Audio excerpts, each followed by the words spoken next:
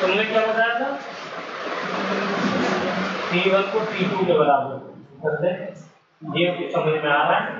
T1 अगर हमें पता है और हम T2 से कुछ उसका रिलेशन निकाल दे तो T2 की वैल्यू भी पता चल जाएगी। सोचो भाई, तुम्हें ये पता था mg 5g वाला वैल्यू पता थी, तो इसको आपने T1 से इक्वेट कर दिया तो इससे क्या वैल्यू आ गई? T1 की वैल्यू आ गई। अब ये T1 जो है इसको T2 से अगर इक्वेट हो जाए ये, तो T2 की वैल्यू आ जाएगी क्योंकि T1 हम निकाल चुके। तो कितने T2 बराबर T1 है? बोलो कितने T2? भाई ये मेरी जो है पुली है, इसमें एक ऐसे लग रहा है, एक ऐसे लग रहा है। बोलिए, ये T2 इधर लग रहा है, ये T2 इधर लग रहा है, और नीचे T1 लग रहा है। तो ये T2 दो मिल करके एक T1 को बराबर कर रहे हैं ना? Yes sir. बोलो भाई, दोनों तरफ से रस्सी आपने ऐसे पकड़ी हुई है और नीचे वेट लटका हुआ है, तो ये दोनों रस्सियां मिलकर के तो नीचे वाले को बराबर कर रही है। ऐसा तो नहीं है कि आपने एक से संभाल रखा पूरा, एक से संभल जाएगा दोनों तरफ। अगर आप इधर पकड़ोगे नहीं तो फिर बात हो गई है। तो वो वाला फोर्स कौन लगा है? वो वाला फोर्स छत लगा दी जहाँ पे बांध रखा है, और वो फोर्स कितना होगा? सेम होगा। क्यों? क्योंकि स्ट्रिंग सेम है। क्लियर हो गई मेरी बात? तो इसका मतलब क्या हुआ?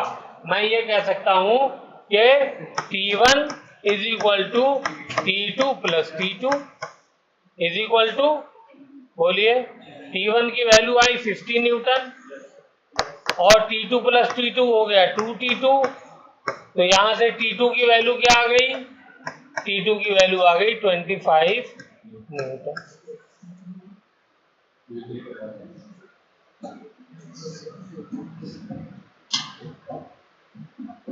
क्लियर हुआ? कोई डाउट है तो पूछो। बेटा बैठ करके सोच लो कि पीछे पड़ गया मैं इसके, मुझे सॉल्व करना है, कोई चीज नहीं बता रहा हूं मैं, हर चीज रेस्ट में है। रेस्ट के लिए क्या करना पड़ेगा? फोर्स बराबर करना पड़ेगा। फोर्स बराबर होगा तो बराबर देख लो कैसे कैसे करना है। हाँ, क्या करना? ये T1 की वैल्यू कितनी निकाली? 50 न्यूटन। तो T1 की जगह 50 लिख दिया, और T2 प्लस T2 क्या हो गया? 2T2। तो T2 इज इक्वल टू, ये 2 से नीचे भाग करोगे तभी तो 2 अब है यार। 2x इज इक्वल टू 50 है तो x इज इक्वल टू कितना हो जाएगा? 25 नहीं हो जाएगा?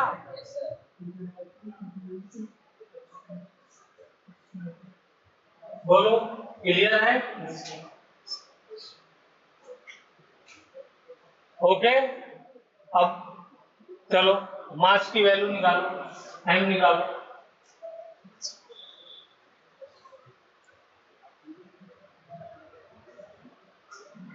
इतना अच्छा क्वेश्चन दिया था मैंने, थोड़ा सा दिमाग अप्लाई किया होता तो एकदम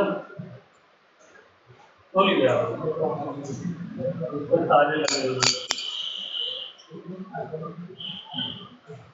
चलो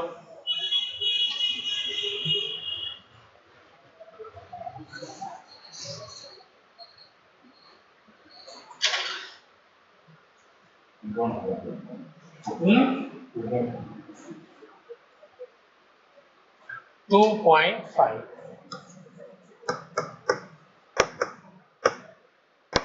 गुड। आगे यूनिट भी तो बताओगे। 2.5 बिना यूनिट के सब देगा, यूनिट बताना जरूरी है। बताओ 2.5 किसका किसका आ रहा है? तुम्हारा भी आ गया, और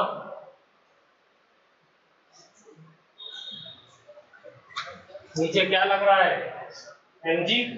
ऊपर क्या लग रहा है? तो कौन सी वाली लग रही है? T1 पे m पे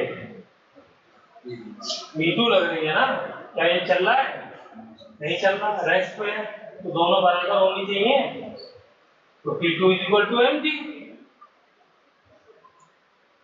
होगा नहीं होगा?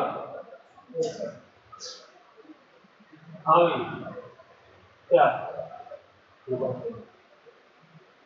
T2 बराबर mg होगा नहीं होगा? 2.5 तो तुमने सुन लिया। ये ऊपर लग रहा है इस मास के ऊपर T2, और इसके ऊपर क्या लग रहा है? mg लग रहा है। तो यहां से ये क्या है? रेस्ट पे है। रेस्ट का मतलब क्या है? F नेट 0 है। F नेट 0 का मतलब क्या हो गया कि T2 must be equal to mg। होना चाहिए नहीं होना चाहिए? और T2 कितना आया है? T2 आया है 25, और M निकालना है, और G कितना होता है? 10, तो नीचे मैंने 10 कर दिया।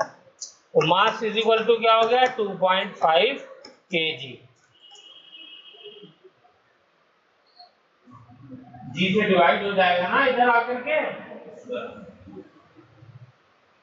ये करो इसको फटाफट निकालो।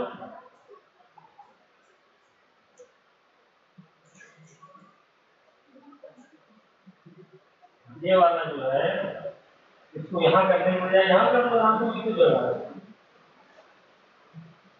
T2 is equal to mg,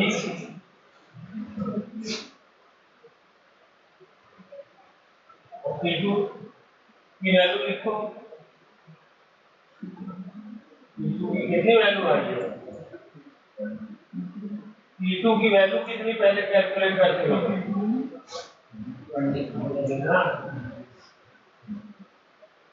25 equal to m, और g कितना होता है? 10। तो m इज इक्वल टू कितना आया?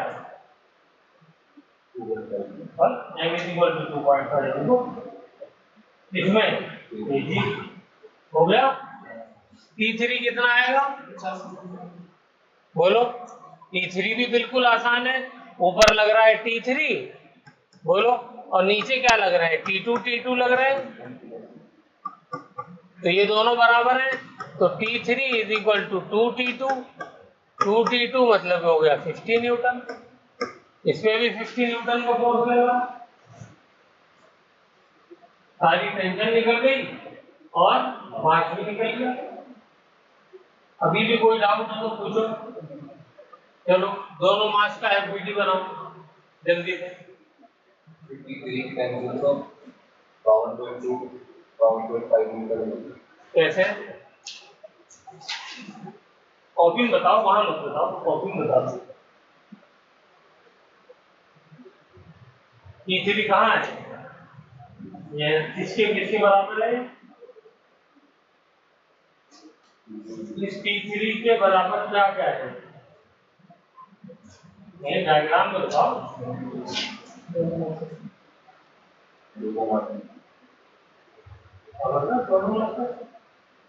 इस पुली पे क्या क्या लग रहा है?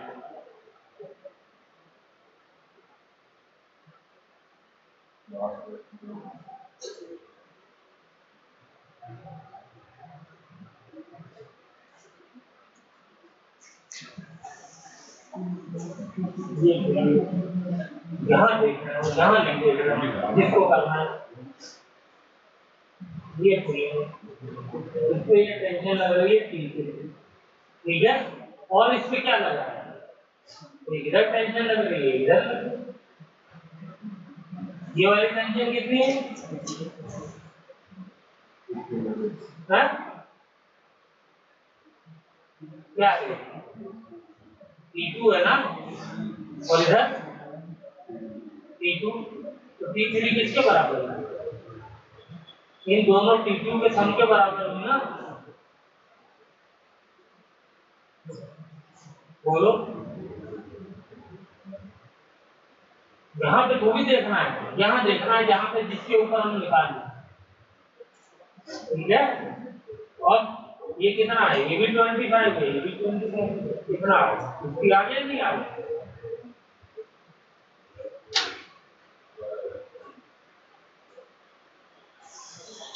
देखो जो चीज क्लियर नहीं है एक बार और ठीक है। अगर ये आप लोगों ने घर पे किया होता, हॉस्टल में किया होता, तो कितनी अच्छी क्लैरिटी आती है।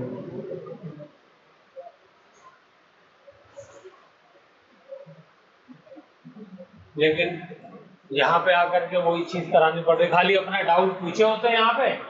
जब आप करोगे क्वेश्चन, कर रहे हो, 1 घंटा लगा दिया इसमें, 2 घंटे लगा दिए पूरा दिन के अंदर। अब जो जो सवाल आपके दिमाग में आया, आपने यहाँ पर वो सवाल आकर के पूछे, तो उससे जो दिमाग डेवलप होगा वो नहीं 1 5 महीने 10 मिनट समझाने से डेवलप हो जाएगा। बस लगेगा कि हाँ क्वेश्चन आ गया, कर लिया। अभी अगला क्वेश्चन बिल्कुल ऐसा ही देने जा रहा हूँ, देखना। फिर तुम्हारे सबके में वो फास्टे में वो, चलो करो। अब की बार में 3 कुली लगाना।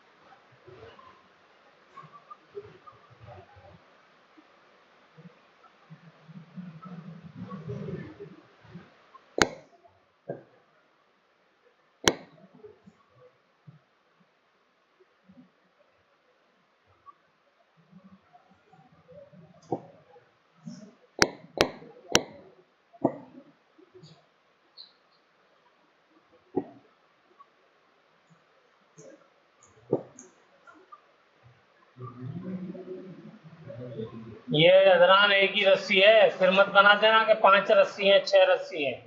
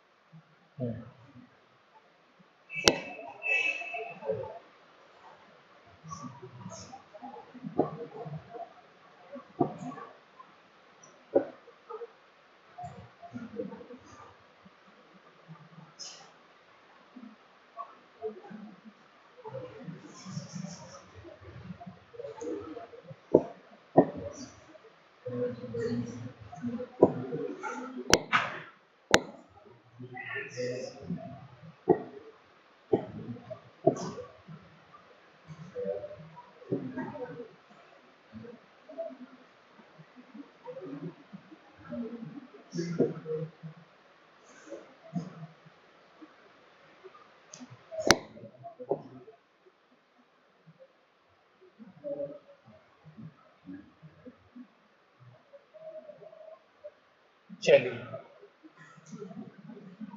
हो गया।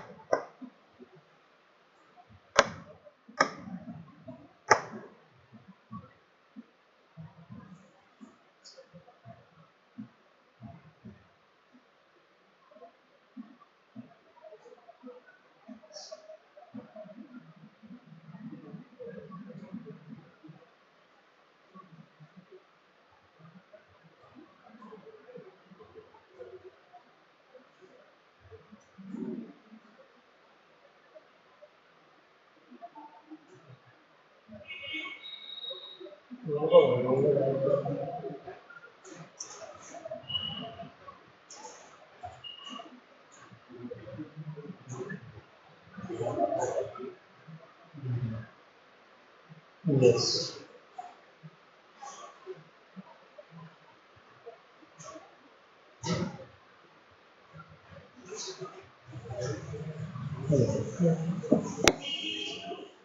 ये जो है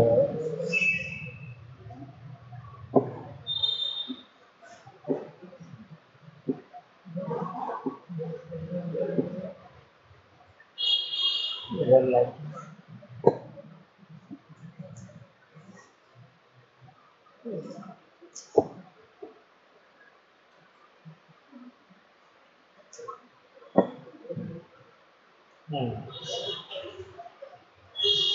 और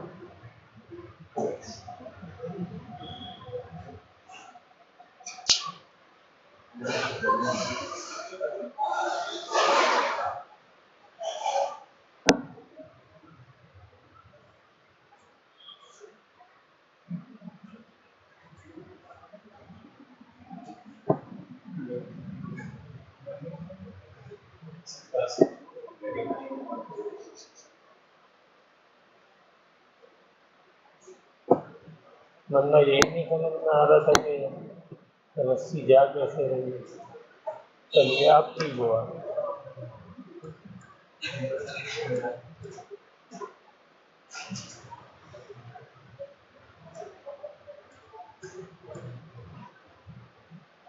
चलिए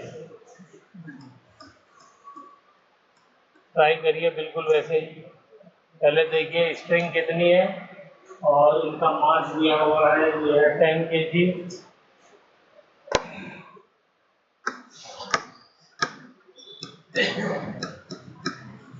और ये m है, वही निकालना है, टेंशन निकालनी है और मास निकालना है।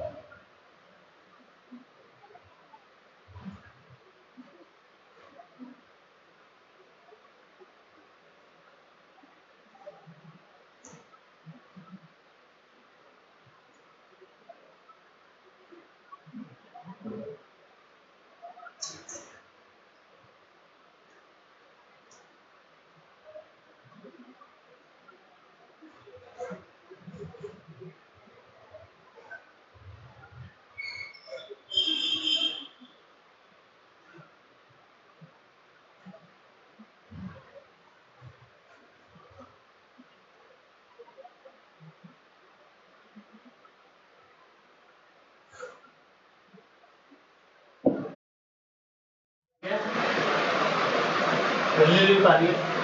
3 क्वेश्चन है, क्वेश्चन नंबर 1, 2 एंड 3।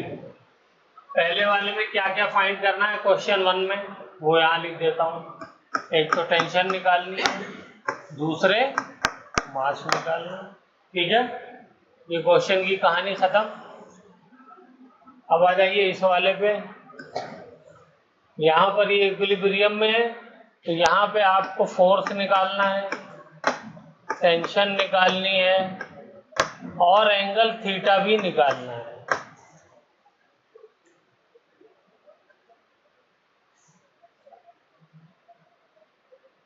ठीक है, यहां पर आ जाइए।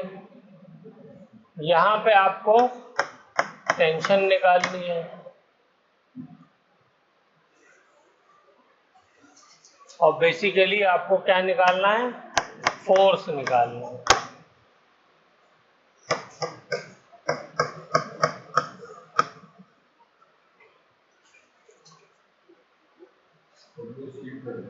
हाँ कौन? हाँ एंगल दिया तो हुआ है, ये एंगल दिया है। हाँ आदमी जो खड़ा है, जो रस्सी को पकड़े हुए है, वो 50 किलो का है। और जिस प्लैंक पे खड़ा हुआ है, एक लकड़ी का बूटा है, उस पे वो रस्सी से बंधा हुआ है। इस तरह क्वेश्चन बहुत पूछे जाते हैं। तो ये लकड़ी से, ये रस्सी से बंधा हुआ है, अब उसने उसे पकड़ा हुआ है, तो कितनी ताकत से वो पकड़े, जितने फोर्स से पकड़ेगा उतनी इसमें टेंशन होगी। ठीक है, ये बात बता दी आपको। हाँ उसी मास पे खड़ा है, तो कितना फोर्स वो लगाएगा, गिरेगा नहीं। Got the point? हाँ ये स्ट्रिंग पकड़ के इतनी अच्छी ड्राइंग बनाई है, तुम लोगों को आदमी समझ में नहीं आ रहा है? आ गया? तो 5,000 अच्छी नहीं बनाई, तुम बहुत अच्छी बनाई। एक आदमी खड़ा है रस्सी को पकड़ के, और ये प्लैंक पे है। अभी तो अपनी जान बचानी है, गिरने से बचना है, तो क्या कर रहा है, ये फोर्स लगा रहा है। ठीक है ना? तो कितना फोर्स ये लगाए कि गिरे नहीं है। ठीक है, चलिए तो एक क्वेश्चन मैं कराऊंगा, 2 आपको करने हैं। बताइए कौन सा हमारा कराऊंगा?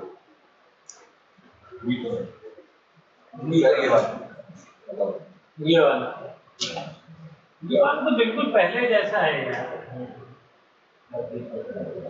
बीच वाले में थोड़ा सा है, जान बचानी है। और तुम बताओ फ्रेंड्स, कौन सा वाला किया है? चलो पहले वाले में देखो, हिंट में दे देता हूँ। डायग्राम बन गया सबका? हिंट दे रहा हूँ, और हिंट देने के बाद मैं उम्मीद करता हूँ कि आप लोगों का क्वेश्चन सॉल्व हो जाए। ये मास है m, तो टेंशन, ठीक है, मान लेता हूँ T, तो पूरी स्ट्रिंग में टेंशन T रहेगी। इससे तो किसी को कोई प्रॉब्लम नहीं है, स्ट्रिंग सेम है ना। ये वाली स्ट्रिंग अलग है, तो इसकी टेंशन क्या होगी, अलग। तो इसको मैंने T1 ले लिया। बोलो, कुछ लोग तो बोर्ड की तरफ भी नहीं देख रहे हैं, ऐसा लग रहा है सब कुछ समझ में आ गया। अगर सब कुछ आ गया तो फिर मैं बेवकूफ हूँ, बता ही क्यों रहा हूँ। T1 ये अलग होगी ना टेंशन, और ये सारी T क्यों होगी, क्योंकि स्ट्रिंग सेम है। तो अब ये बताओ, ये जो 10 kg नीचे मास लग रहा है, 10 G का वेट लग रहा है ना, फोर्स लग रहा है, ये किसके बराबर होगा? ये रुका हुआ है, तो किसके बराबर होगा? इस वाली टेंशन प्लस इस वाली टेंशन के बराबर होगा, नहीं होगा? तभी तो रुका रहेगा, क्यों भाई? और ये वाली टेंशन किसके बराबर है? T1। बोलो,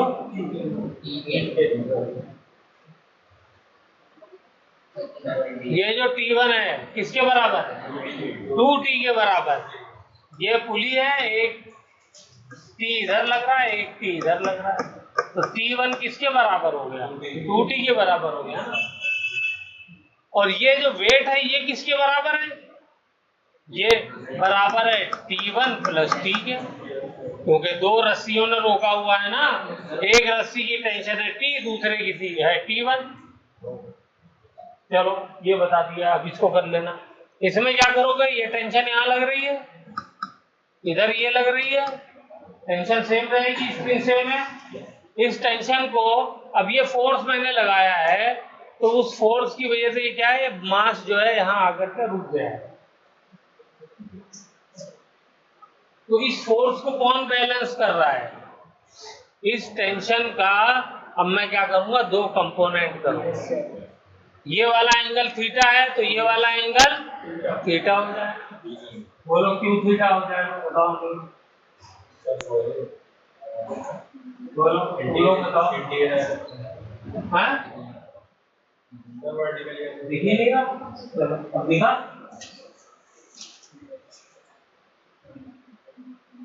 बोलो सागर, क्यों हो जाएगा थीटा ये? तुम बताओ, बोलो।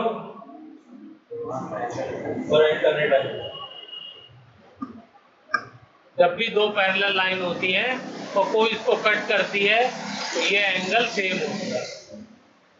अब ये इंटीरियर एंगल ही कहलाता है, ठीक है?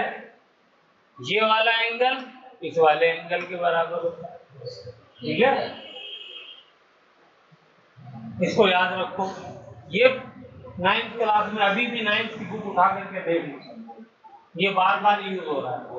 तो ये वाला एंगल इसके बराबर होगा, तो ये क्या हो जाएगा? टी कॉस थीटा, और ये क्या हो जाएगा? T sine theta. एफ बराबर टी साइन थीटा, क्योंकि रुका हुआ है ना।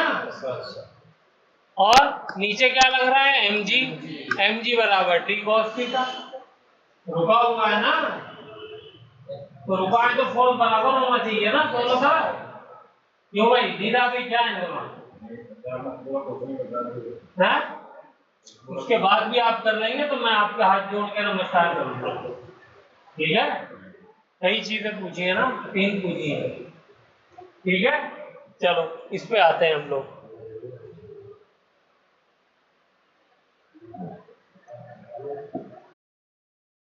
चलो अब चेक करो, इसका एक तो फोर्स नीचे लग रहा है, वेट इसके ऊपर, वो लगा दो नीचे, क्या हो जाएगा? 25 जी। ऊपर क्या लग रहा है? Tension T. टेंशन सेम रहेगी क्योंकि स्ट्रेन सेम है, ठीक है? और ये जो फोर्स लगाएगा कितना लगाएगा? इस टेंशन के ही तो बराबर लगाएगा, क्योंकि स्ट्रिंग जो सेम है वो इधर से टेंशन जो है, समझ लो कि इसको यहां से बांध दो तो भी टेंशन वही रहेगी, इसके हाथ से बंधा हुआ है तो भी तो टेंशन वही रहेगी। तो फोर्स और टेंशन दोनों कितनी होनी चाहिए? सेम होनी चाहिए। ज्यादा लगा देगा तो इधर से उठ जाएगा, कम लगा देगा तो ये नीचे झुक जाएगा। आ रही बात समझ में? पक्का? एक फोर्स और लगा है, ये जो खड़ा हुआ है, ये जो आदमी खड़ा हुआ है, ये अपने वेट की वजह से, अपने मास की, ये कांटेक्ट सरफेस हो गया, इसकी वजह से नीचे की तरफ एक इस पे नॉर्मल लग रहा है। बोलो, लग रहा है नहीं लग रहा है? किसी को डाउट है? तुम्हें तो डाउट आज तक नहीं हुआ। और इस प्लेन की वजह से इस आदमी पे नॉर्मल लग रहा है।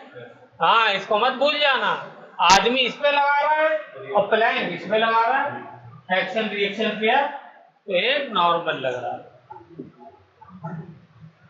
क्लियर हो गई बात? बोलो, यहां तक कोई और चीज पूछ रही है? अब इस पे बनाओ, इस पे क्या क्या लग रहा है? नीचे की तरफ 50 जी, एक तो वेट वाला फोर्स लगेगा ही लगेगा सीधा, दूसरा है कौन सा फोर्स? कैसे डिवाइड होगा?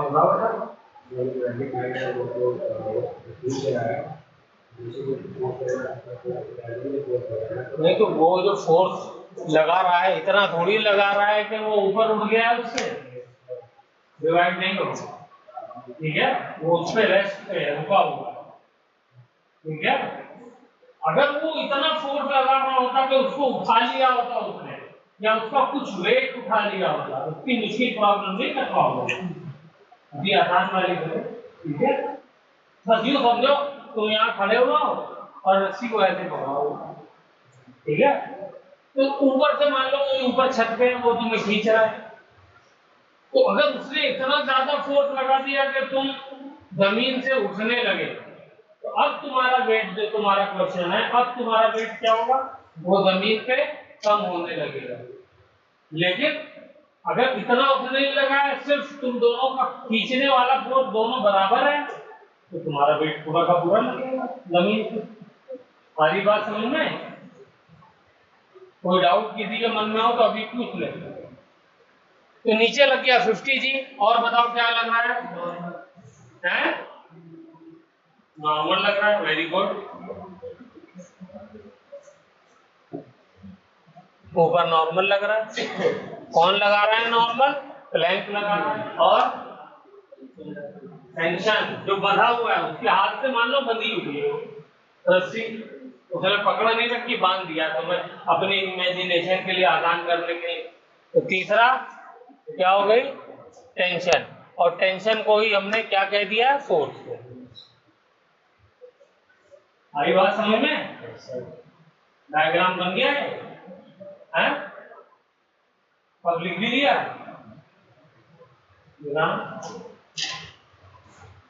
कहाँ बन गया? एक भी नहीं बना। कहाँ बना है? दूसरा वाला तो भी बना नहीं।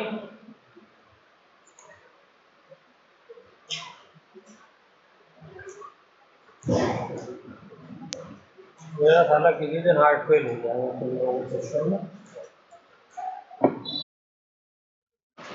इसमें भी नॉर्मल निकालना है। दो बॉडीज हैं आपस में चिपकी हुई है, इसके ऊपर फोर्स लग रहा है 50 न्यूटन का, नॉर्मल निकालना है। और यहाँ पर ये इंक्लाइंड है। ये बॉडीज कैसी हैं? इंक्लाइंड है। एक बॉडी का सरफेस ये है और दूसरी बॉडी का सरफेस ये है, दोनों आपस में मिली हुई है। ठीक है, तिरछी है।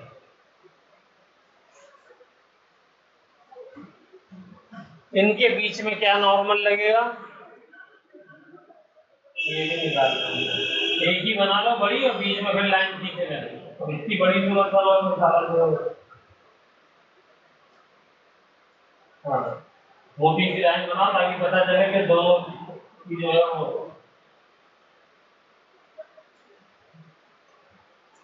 नॉर्मल हमेशा क्या होता है? परपेंडिकुलर होता है। बोलो, नॉर्मल हमेशा परपेंडिकुलर होता है। तो यहाँ पे कैसे लगेगा नॉर्मल दूसरे वाले डायग्राम में? बोलिए।